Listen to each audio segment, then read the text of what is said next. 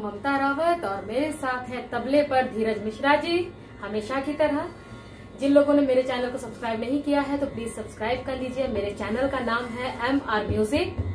आप ममता राउत भी टाइप करेंगे तो मेरे सारे गाने ओपन हो जाएंगे। मेरे चैनल को सब्सक्राइब कीजिए, लाइक कीजिए, कमेंट कीजिए और कोई अगर सजेशन हो तो प्लीज कमेंट बॉक्स में, इनबॉक्स में आकर मुझे वो सजेशन लिख कर टेक्स्ट करके भेजिए। और आइए सुनते हैं एक बहुत ही प्यारा लोकगीत। हाँ,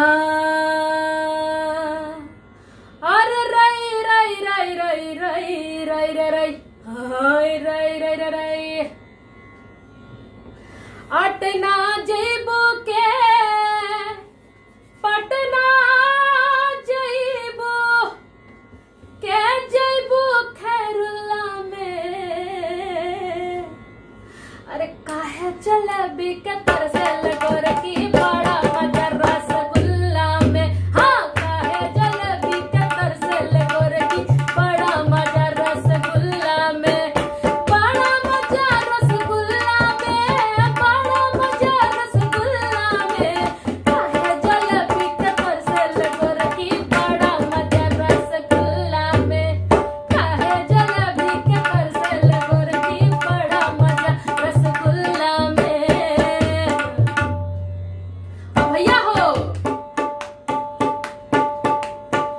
सेब के खैलो के अंगूर के खैलो का भूल गइलो तू कन्ना में।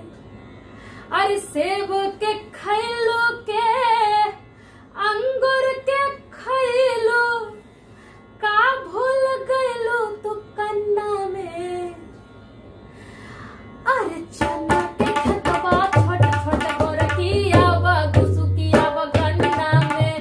चना के खतवा छोट छोट गोरकिया व घुसुकिया व गन्ना में।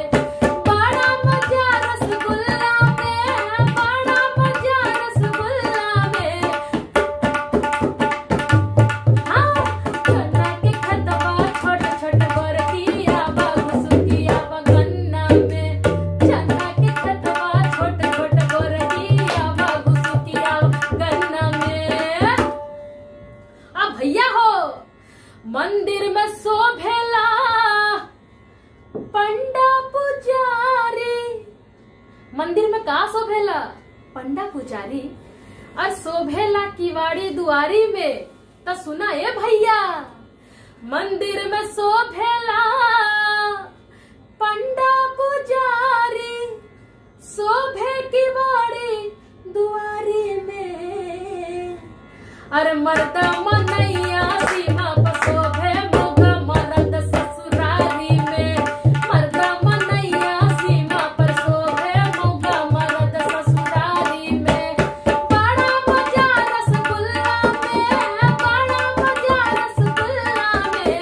काहे जलेबी के तरसल गोरकी बड़ा मजा रसगुल्ला में। हाँ, काहे जलेबी के तरसल गोरकी बड़ा मजा रसगुल्ला में। बड़ा मजा रसगुल्ला में, बड़ा मजा रसगुल्ला में। काहे जलेबी के तरसल गोरकी बड़ा मजा रसगुल्ला में। हाँ, काहे जलेबी के तरसल गोरकी बड़ा मजा रसगुल्ला में। अरे बड़ा मजा रसगुल्ला में, बड़ा मजा रसगुल्ला में। बड़ा मजा रसगुल्ला में, बड़ा मजा रसगुल्ला में। Thank you. आशा करती हूँ कि आप लोगों को पसंद आया होगा ये लोकगीत जिसे बिरहा कहते हैं। ये बिरहा लोकगीत है। मेरे चैनल को सब्सक्राइब कर लीजिए, लाइक कीजिए, कमेंट कीजिए और कोई अगर सुझाव हो तो इनबॉक्स में मुझे प्लीज सुझाव दीजिएगा। मैं उसे बिल्कुल करने की कोशिश करूंगी। और हाँ, मैं इंस्टाग्राम में भी हूँ। आप मुझे इंस्टाग्राम में सिंगर ममता राउत के नाम से मैं हूँ, SINGER सिंगर, MMTA ममता, RAUT राउत, सिंगर ममता राउत के नाम से मैं इंस्टाग्राम में हूँ। आइए मुझे फॉलो कीजिए। और ममता राउत मेरा पेज है, MMTA ममता, RAUT राउत, ममता राउत के नाम से मेरा पेज है, तो आप मुझे वहां भी फॉलो कर सकते हैं। Thank you. और इस लॉकडाउन पीरियड में आप लोग अपने घर पे रहें. Stay home and be safe. Thank you.